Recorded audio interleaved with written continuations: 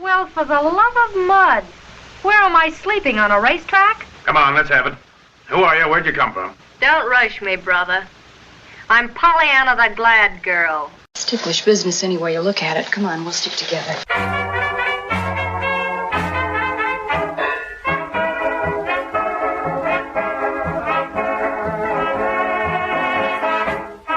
It's Ticklish Business, the podcast devoted to honoring and deconstructing classic cinema.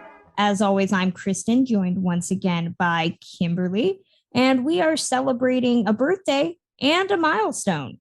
We are talking about Jean Harlow in the 1932 feature Red Dust, which is turning 90 this year. And we are, of course, joined by a Jean Harlow expert, jack of all trades, awesome friend of the podcast who was with us all the way back in our earliest Jean Harlow episode. It's Mr. Darrell Rooney. Darrell, how are you? I'm good. How are you? Oh, we're good. We thank you for jumping back into the Harlow pool to chat with us about this. Always my favorite subject. For people who have not seen Red Dust, it's directed uncredited by Victor Fleming based on a script by John Lee Mahan.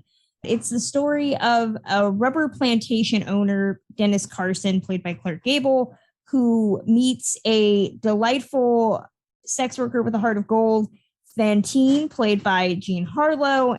Passions flare, but are quickly tempered when the owner of the plantation, as Carson is just the overseer, played by Gene Raymond, shows up with his very high-toned and fancy wife, played by Mary Astor. And we get a bit of a love triangle and some classism and some good old-fashioned pre-code shenanigans. I wanted to start off, Darrell, for people that don't know you, can you talk a little bit about your discovery of Jean Harlow, how that turned into you wanting to write about her and devote your time to preserving her legacy? And what do you thought about this film the first time you saw it? Well, my interest in Jean Harlow started when I was a teenager, preteen teenager. That was way back in the early 1970s. It's when there was a big nostalgia boom. John Cabal books came out, and I just was riveted by all this glamour photography I'd never seen. And all of these people were so remote and so perfect looking, like marble statues. And then you turn the page and there's Jean Harlow with this big smile on her face, just radiating life and vitality and warmth. She really stuck out to me in a way where I sort of felt like, I know you. There's something about you I just know. She wasn't like everyone else. She was very contemporary in the way she looked in photographs in terms of her emotions. She was incredibly accessible. In all of the iterations of peeling back the onions to learn more about her over the last 4 or 5 decades, she's still that same person. She's incredibly radiant, warm, and a little bold. I collected pictures for years. I collected information. My co-author was a friend, Mark Vieira, who was a photographer. He would come to me and say, do you know where this picture was taken? I'd say, oh, yeah. It was taken at such and such location. And then he started saying, we should do a book together someday. That's what happened. For the 100th anniversary of Jean Harlow's birth, we did Harlow in Hollywood. And it's still popular, but completely sold out. So it's actually going to be updated and come out this September. New pictures, some new updated text within captioning, a little bit of shuffling. It's going to be gorgeous. I am so ready for that because you are right. Your book is very, very hard to get your hands on, and I've tried. So I'm ready for an updated version that I can actually own. You don't have one? I don't know. I got one. God, well, we're totally going to take care of that. My copy was from the library that I checked out and I got to read it. And that was a long time ago. I'm ready to rectify this. Red Dust. What was your first experience with this movie? Harlow, most people think of maybe Bombshell or Libel Lady, and they don't really think of this very good, dramatic, romantic, sexy movie that she was in that also presented an image of her that also was a bit controversial. What was your first time viewing like of this movie? First time I saw it was sometime in the 1970s in one of those midnight shows, and I just was spellbound by it. The chemistry between Clark Gable and Jean Harlow is riveting, and the studio knew that they had lightning in a bottle when they had put the two of them together, so much so that the advertising said they were born to co-star. It was so unique and strong that they did it 6 times. That's pretty impressive. I was amazed at how accessible she was. She plays a prostitute with a heart of gold that you feel extremely sympathetic towards. She's motivated by love. What happens between her and Clark Gable is love for her, but she's the bad girl and she gets pushed aside by some new candy that shows up. But she hangs on to the hope that this love is real for her and that he'll come to his senses. After some gunplay, he does, and it's a happy ending. It's a must-see to learn about the range of this girl, because up until then, she was not considered a good actress. Oh, suddenly she could do comedy. She could do sexy comedy. This was a dramatic role, and she really inhabits the role perfectly. Kim, I know that you have done some research and you talk about the early 1930s with regards to Jean Harlow's life. Do you remember the first time you saw this movie and what you thought? My entree to Harlow was actually through Franchot Tone. I was going through some of Tone's earlier movies and I watched, it was The Girl from Missouri first, and was blown away by their chemistry and her work in that, and went backwards and dove into the other things. This is that Harlow role, though, for me, that's always been there. You said people think of Reckless, people think of Bombshell. This is the one that I go to. I mean, aside from the first time I think I saw her, which was as a kid watching Night Court on television. One of the characters has her picture behind his desk. Harlow's been there for me since I was a toddler. I just might not have necessarily known the name. But Red Dust, this is that role that you think about, the rain barrel. And this is iconic Harlow at her most glowing and gorgeous. And it's hard to speak to the first time I saw it. It was one in a many that I watched and just was amazed by her work and how her name isn't necessarily as known as it should be. I had pigeonholed her a bit before I knew quite what she could do. It was just one after another of everything you were just saying, how relatable, how versatile, how interesting she is to watch. She's really just been pigeonholed as the bombshell. Probably the first Jean Harlow movie I ever saw was the movie she made, one of the movies she made the year before, which is Platinum Blonde. She plays a villain in that movie, or at least a character that you're not meant to support in that film. It's a different role for her. And I watched that and I really enjoyed that movie. I don't think a lot of people would say that Platinum Blonde is Jean Harlow's film per se, even though she is probably one of the most memorable elements of it.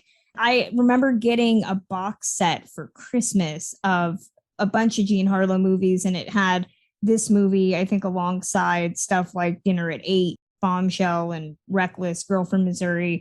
This was the one that I love the most. This is my favorite Jean Harlow movie, maybe next to Libel Lady, which everybody seems to love. A lot of the reason I appreciate this movie is that it is so unrepentant in its characterization of Vantine. It's 1932, so you can say a bit more frankly that she is a sex worker. She comes off the boat and she's a woman that has lived a hard life, and she's very sensual, not necessarily sexual, because it's not like a lusty thing. Her and Dennis, the Clark Gable character, have this natural camaraderie, not necessarily respect for each other, because I don't think he respects a lot of women at the beginning of this movie, but they understand each other. They have this really easygoing atmosphere that you can contrast with once Mary Astor's character Barbara shows up. It's a movie where, for being a woman who has sex, she does not have trauma. She doesn't die, which is progress in 1932. So I really liked her depiction in this movie, in a film where even though Clark Gable is the equal to her in this, I watch it for her. She is the reason this movie works so well, because he's just Clark Gable, right? He's preco Clark Gable, which is my favorite Clark Gable. He strides around. He's flirting with the border of misogynist. He's not a cuddly character. It's not Peter Warren from It Happened One Night. She's a cuddly character. Even though she is this hard living woman, she's relatable and she's sweet and she's kind, and that's nuance. A lot of people who watch classic films always say, oh, the women, it's such a horrible time for female characters, but they're watching the wrong movies, because this shows that she did play good roles that do have a little nuance to them. Darrell, am I completely off base? What do you think? No, I'm so impressed with what you're saying. You're explaining in very current terms, which I find really refreshing. Brings the conversation to today. Younger people can listen to this and go, oh, well, then maybe I should watch her. She's a working girl. She's not at that plantation because she's working. She got dumped off there, so she's not on the make. And it's only when he shows interest in her that she is agreeable, though she does like him. She can see that they have chemistry. Then it turns to love for her. For him, he's shut down. So it's just, move her out next till he comes to his senses. Darrell, can you talk about, this movie is usually put aside in favor of Harlow's comedies, but can you talk about, was this a game changer for her career? I know it was controversial considering her personal life at the time. In the oeuvre of Jean Harlow, where does this movie stand in the significance of her career? This is only her second film with her MGM contract. So this is really early on. Her first film with her MGM contract is Red-Headed Woman, which turns out to be a smash hit. It's a sex comedy. She's making fun of people. She's making fun of sex. She's funny. She's sexy. She was never a darling of the critics. And with the success of Red-Headed Woman, the critics fall all over themselves, hurling superlatives at her. All of a sudden, she's in command of the screen in a way she had never been before. So Red Dust is the follow-up film to that, which is going to be a drama. So they have a lot of expectations to really push her range and her abilities. I think it's so impressive that she can play serious as strongly as she plays comedy. And that's what this film does for her. Kim, I know that you are a big fan. Well, I don't know if you can say fan, but Paul Byrne is a cause celeb for you. Oh, I'm glad to hear that.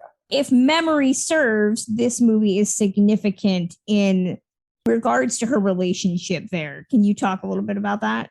Well, I will say it has been a while since I dove in. Burns, suicide / wherever you go on that. And there's a lot of different readings on what happened there in that whole situation. That happened during the shooting of this, if I'm not mistaken. Wasn't the rain barrel scene one of her first scenes back from after that happened? His death happened on Labor Day weekend, and she came back September 12th, and they put her in the rain barrel to do this sexy comedy scene. Victor Fleming said that she hit all of her marks, but when they looked at the dailies, the look in her eyes betrayed her, and they reshot on the 13th. So he basically had to say, no, you can't be in pain. You have to throw it away and just jump in. That's what she did. That's asking a lot, but she delivered. When I had always heard rumors too, and this could be because of our, what we would now characterize as inappropriate ownership of actresses' bodies, but I always heard rumors that there were nude photos of her from that rain barrel sequence that the cameraman snarkily took. Is that true, or is that just Hollywood myth? Nobody did anything secretive. No, she pulled a stunt, and she probably did it on the 13th because it was the rain barrel scene. I'm just going to say it was the second day, not the first day, because the first day was so difficult. She was topless in the rain barrel. She's the one who lifted herself up and said, This is for the boys in the lab. That was as far as it would go. It's her reclaiming her strength and her power, I think, exerting herself to get past the trauma that she's having. It was a playful thing. It made everyone laugh, I'm sure, and made everyone pay attention. But that's what happened. I read stuff. She's sitting in a director's chair with her bathrobe, and someone stepped on the end of it. And when she got up out of the chair, the bathrobe rips off, and she's standing there naked. That didn't happen. That's not the kind of thing that happened at MGM. It's an interesting story, especially when you look at the character she's playing in this movie, because, of course, 2 years later, she would be one of the victims, I would say, of the pre-code crackdown. A lot of the fun and whimsy and sexiness of her characters had to be stamped down because of the code. Watching her in this movie, there is this total command of her awareness of who she is as a woman, let alone a character. She is always in command of the scene and the type of woman that she is. When the two guys go into her bedroom, that first moment that you see her in bed and she's talking about the drunken guys already tried to come in and be forward with her. This is a woman that holds her own. And I think it's why I love this movie so much, especially from a sexiness angle. It's another common misconception that classic films weren't sexy. That's a lie. If you watch this movie is incredibly sexy, especially in the little bits of business that her and Clark Gable have together. It's easy to see why they were cast so frequently together. The way that he gooses her, the fact that he is incredibly handsy in this movie, this very natural, organic sexiness and sensuality to it, that every time I watch this movie, I notice something where I'm just like, oh, 2 years later, that would not have flown. This would not be how things would go in film. Well, one of the things that I find interesting, particularly in early MGM Harlow films, is her costuming.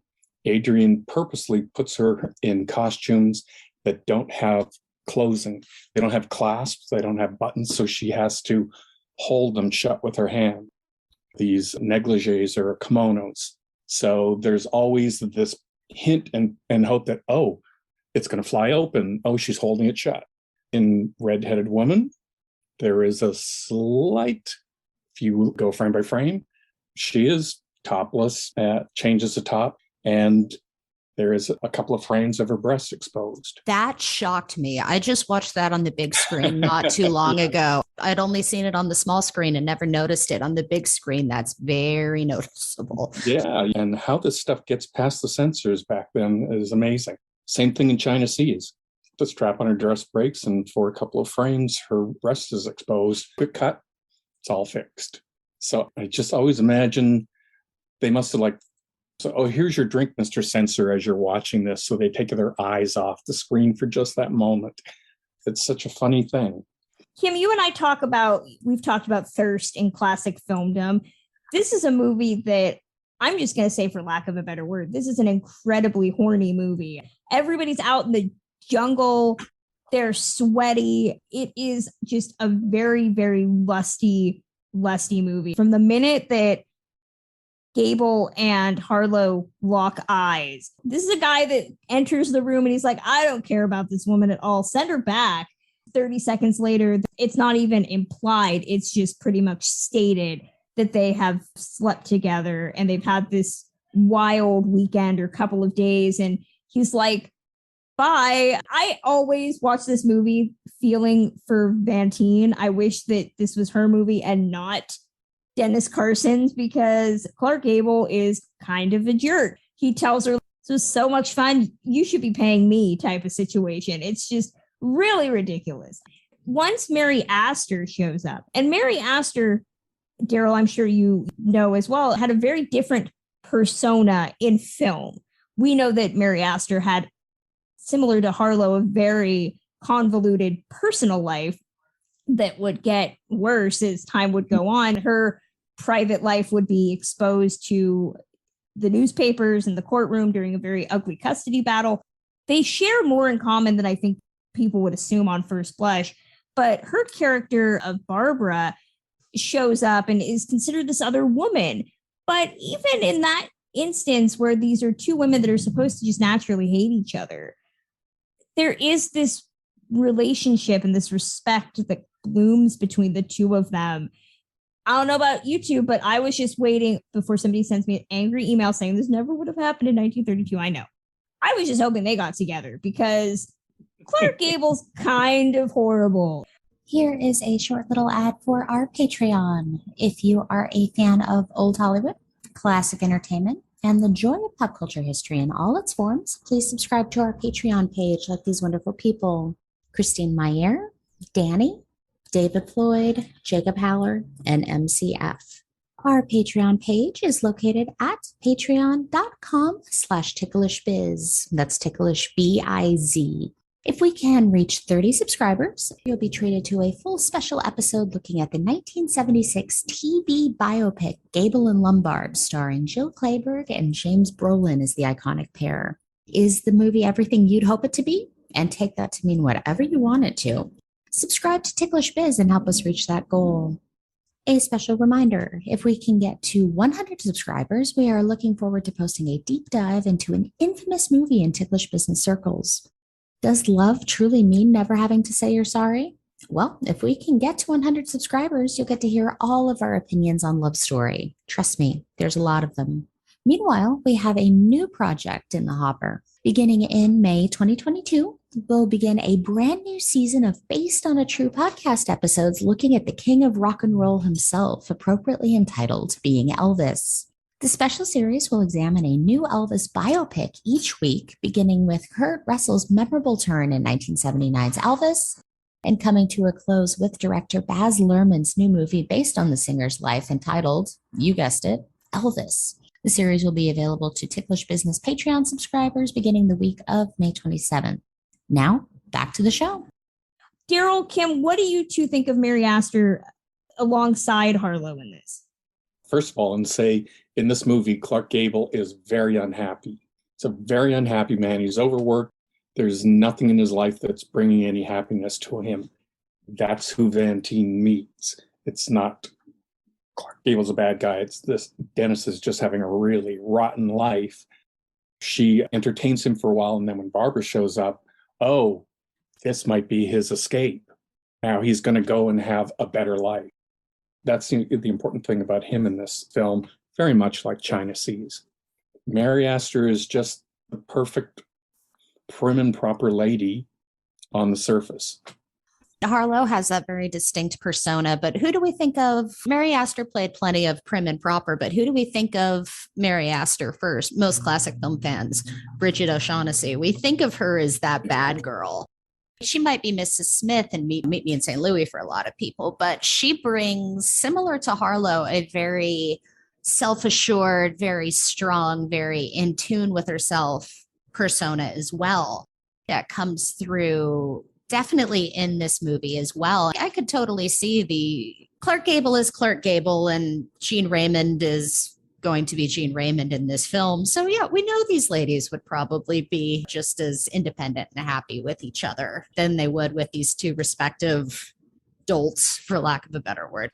To go back to talking about Gable and Harlow, to look at the other films they made after this, I always read that after Paul Byrne's death, Harlow being considered this, not vamp, but she was considered a bombshell and a sexy woman, maybe drove him to this. Her persona changed, especially with the arrival of the code. Hold your man, she's not anything but just a woman that Clark Gable's crook ends up meeting in this pretty typical romantic comedy. Wife versus Secretary, which is well into the pre-code era. She's the other woman alongside Myrna Loy, who, if we're talking about personas, Myrna Loy was considered the ultimate wife. She was Nora Charles. So that movie is about these two women that are in a far more antagonistic type of love triangle. Even though Harlow does the right thing at the end of that movie, she never had a shot to begin with. Even in something like Libel Lady, which is not a Gable movie at all, I really hate that she is considered not trashy, but she's considered low class to, again, Myrna Loy, who is this heiress. I always am thrown by how her persona changed based off of nothing more than, I would say, rumor and innuendo, and maybe just watching this in Redheaded Woman. She only made two really, and maybe Platinum Blonde if you want to throw that in, scandalous films where she is this super sexy woman. A lot of the movies after The Code and after Burns' suicide, she had to pay for that, which never really sits well with me. They struggled with her persona after Byrne because, I mean, you had the insinuations of the impotence. I don't remember if we made this clear. So Paul Byrne was Jean Harlow's producer husband. He was just below head of production at MGM. Much older. He was in his 40s? 42. Committed suicide on Labor Day. And there was a very graphic, probably graphic by 1932 term, suicide note left, insinuations of impotence. And then a little while later, Byrne's ex-wife or first wife was discovered dead as well. It's a very convoluted, very interesting true crime story. If the true crime aficionados might find some interesting reading there. But all of this was hanging over Harlow's head right after this. So you could see the MGM publicity machine potentially getting very nervous about staking a lot in this sexy bombshell who has these kind of problems going on. In terms of her work after this, Hold Your Man I've seen once, and Wife versus Secretary I really struggled. I don't know if it was putting her opposite Myrna Loy or there was something in that relationship that just did not work. I maybe felt so bad for Myrna Loy throughout. It was just a struggle. Saratoga is just sad for other reasons because that was her last film. The only thing I remember about Paul Byrne is, most people know I lived in Sacramento. We have a thing in Sacramento. It's the Delta King Hotel. It's a steamship. It's not a working steamboat anymore, but it's now a hotel where you can stay. And Paul Byrne's wife killed herself by jumping off the back of it. I have always wanted to go there. I know. It's the one thing that I still am kicking myself. And all the time I lived in Sacramento, I never got to visit it. I'm not really sure how wheelchair friendly it is, which I would need to look into. It's on my bucket list. I keep saying I'm going to go check it out. Darrell, do you see a persona change in Harlow's films? I would assume that if your persona is changing, if the studio is telling you you have to change, I would assume it would affect how you look at yourself mentally. Do you see something like that here in the film she made after The Code and after Red Dust? I don't feel like Red Dust is the thing that causes the change. It's the motion picture code coming in 1934 that does it. Red Dust shoots her to A-list movie star status, followed by Dinner at 8. Now it becomes iconic. White on White, that's Jean Harlow. Hold Your Man is the next Gable Harlow movie to make everyone happy. She's still sympathetic. And Bombshell, the best of them all, in my opinion. Girl from Missouri, what it was supposed to be and what it became are two very different things. It's that code that means, okay, now we've got to start dealing with her differently. So they're trying to find how many different ways can we change what she can do, but still keep her audience. What's interesting is that as the years go by, it's women who embrace Jean Harlow. That's her key audience in the future. She can't be a prostitute anymore. She can't be a girl who lives on the streets too much. She has to be a showgirl. So she has to start moving towards being respectable or being a lady or somebody who is strong in their own personhood. It's a progression that she was happy with because she didn't want to just be a sex symbol. Do comedy, she got to do serious things. She did some things that weren't necessarily great vehicles for her, but she got to do more things as an actor. It's weirdly ironic, too, to go back to talking about Mary Astor. This was the last movie that Mary Astor made in 1932, and she worked incredibly steady throughout the 1930s, made several movies. It would be a couple years later in 1936 that she would play the other woman in Dodsworth, which you can listen to our episode on Dodsworth that we did. That's a different type of other woman, right? Because that's a movie that she's this sympathetic rather chaste other woman that you feel that the Walter Houston character should be with her, but he's got this wife. She's kind of a shrew.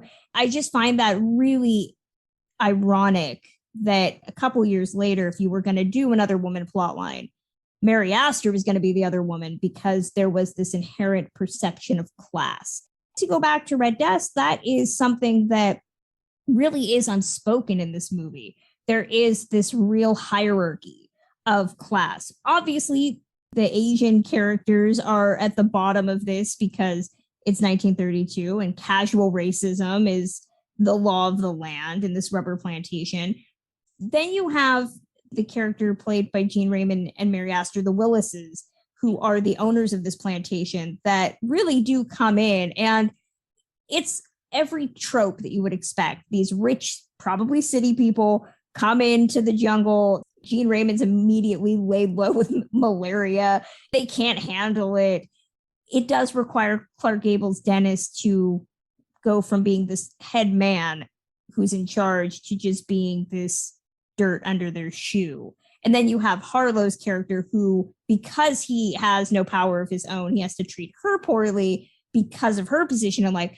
I was fascinated watching this again and looking at how this movie navigates the strictures of class based not just on socioeconomic factors, but gender and race.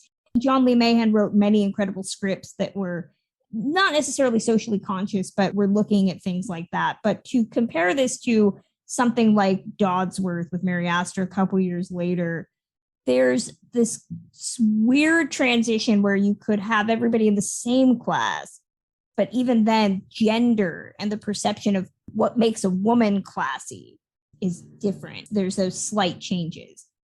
I went on a whole tangent there. No, I've always been fascinated with questions of Harlow's persona and class because she has this inherent relatability to her, which is partially why she could appeal to women. Her character in Redheaded Woman, that's a hard character and it's a challenging film, but she's funny, she's relatable. That's the same thing here. You can have this sexy bad girl and you don't hate her. I've always equated it to where are we historically right now? We're smack dab in the Depression. She always has this slight spin. She knows she's from the wrong side of the tracks, but everybody's struggling at this point in history. Very few people have class or are part of the upper classes. She wants to be upwardly mobile. She wants to get ahead. Everybody was trying to get ahead because everybody was struggling. And she is such a product of the Depression for me. It's a study. I don't know if it could have worked 10 years later, what Harlow did. I don't know. Mary Astor is really popular in my head right now, but look at both of their lives. Mary Astor was born in Illinois. Harlow was born in Kansas City, Missouri. Darrell, feel free to correct me if I make any mistakes here, but her dad was a dentist, relatively successful. He was a very successful dentist. Her mother's side of the family, her grandfather was a successful real estate person. So she came from some money. Mary Astor, her parents were very ambitious. They recognized that she was very beautiful. They pushed her into acting. I would say maybe on the surface, somewhat similar to Harlow's mother, who also did have ambitions for her in that way. But at the same time, it always strikes me that Jean Harlow, she played so many characters that were considered low rent. There's so many jokes about her not being able to read, either that's in Libeled Lady or Dinner at 8 makes a joke about that. It just makes me think of all of the blondes, that we've talked about historically on this show, your Marilyns, your Jane Mansfields. Being a blonde, as much as it made Jean Harlow famous, I hate that it gave the studio system this inherent belief that, Jean Harlow was never going to play a doctor like Kay Francis did. She was never going to play Marie Curie like Greer Garson did. There was this inherent belief from the higher ups that she was supposed to be somebody who was not well educated, would probably be a sex worker. We talk about it so much with Marilyn Monroe, but I don't think we talk nearly enough about it with Jean Harlow. And she came before all of that. Part of it is physical, the way her face is built. She has an unusual nose for that face. Pudgy cheeks, she had to be lit very carefully so that there is commoner look about her. But attached to it is this incredible body and then this sensational hair. So she was not a one-trick pony type thing. She didn't wear underwear. So when she walked, things bounced. It's part of her physical persona. She would have to be bound down to play a classy lady. Wife versus Secretary is a really good example of her playing someone who has a certain amount of pedigree or class. She's not the cheap secretary that she was in Red-Headed Woman. Now she's respectable, refined, not vulgar in any way. And she's very successful in it. If we're talking about women of this era who were known for not wearing undergarments, I love that it's Jean Harlow eschewing underwear and Betty Davis eschewing bras. Only in that time were you able to find costumers that were just willing to work with that and create magic. I was friends with Mary Carlisle, and Mary never wore bras. She just told me, no, I just never did. I love it. We don't have nearly enough stories about that in that time period, because I think that at the pre-code era costumes in that time, I know this with my girl Lupe Velez, who notoriously the costumes that they made for her involved cutouts and weird things where you're just like, it's leaving nothing to the imagination. But that's why the 30s outfits are so iconic, because it's showing how costumes were almost like this weird math problem where they had to figure out how to use fabric and certain things and a lack of foundation garments in a way that makes magic happen. It was an art form. Yeah, definitely. Definitely so. I want to throw out the fact that Dean Raymond is here. Poor guy. He plays the other dude. I always forget that he's a thing in this movie because you're not really watching it for him. You're watching it for the three women. But this movie did get remade in the 1950s as Magambo, directed by John Ford. This time it was set in Africa rather than in Indochina, shot on location. It's in color.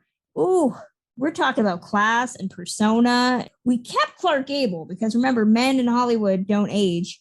They're just allowed to transform like a fine wine. So he could still play that character that he played in 1932.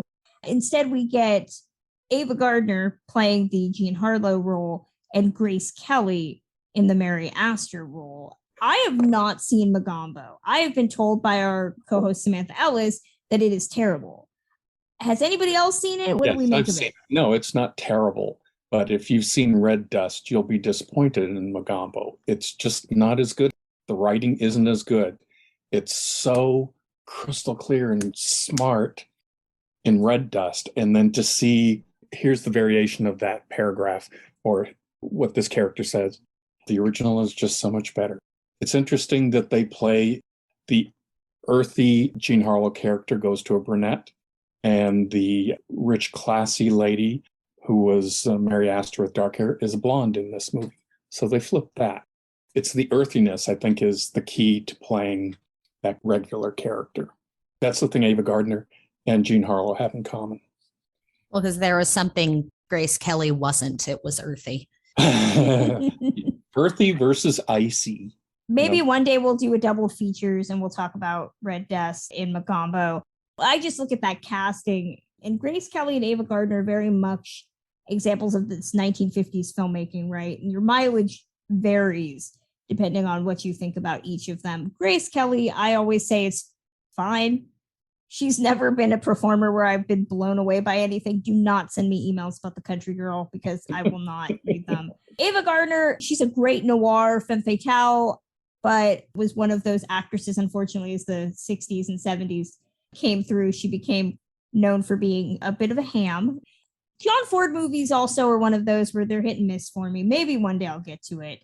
50s Gable ain't 30s Gable. We haven't really talked about Gable. I'll give a couple seconds to pre-code Clark Gable. I love pre-code Clark Gable. Every time I say it in my head, I hear guitars and like reverb in my head because it is just on a whole other level. You watch this and Night Nurse, get to see a side of Gable that unfortunately, if we're talking about people who the code changed their persona, much like Harlow's, Gable's persona changed a lot after the code went into force. He never played outright horrific villains like he does in something like Night Nurse or even this movie, or even Worst Day or Free Soul. Gable. Free Soul, I think. 31. Free Soul. Thank you. And here, he's just such a cad.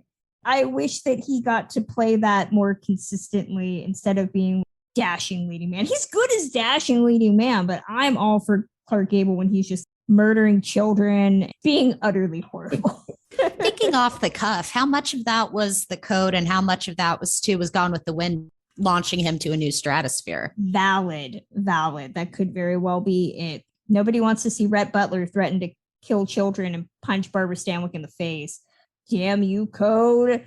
Take that away from me. Is there anything else we wanted to throw out that we maybe didn't touch on before we close it up? One thing that I find really interesting about Red Dust is that they had an outline when they started filming, and they were literally writing as they were filming. There's a letter that Jean Harlow wrote to relatives of hers in Kansas City in the middle of Red Dust, where she was supposed to shoot a scene, and just before the scene's getting shot, they handed her pages. Okay, here's your new dialogue. And so she's tearing her hair out, trying to make good, but they keep changing things on her. It was a pretty fractious film shoot.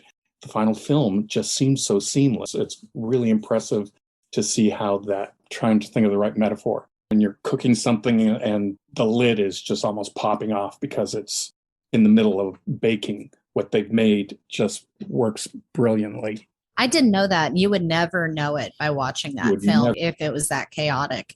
If we're talking about the Jean Harlow movies to watch, Red Dust has to be on the list, as well as all of her films. She really did some amazing work in leading roles, supporting roles, minor roles. She's just great in everything.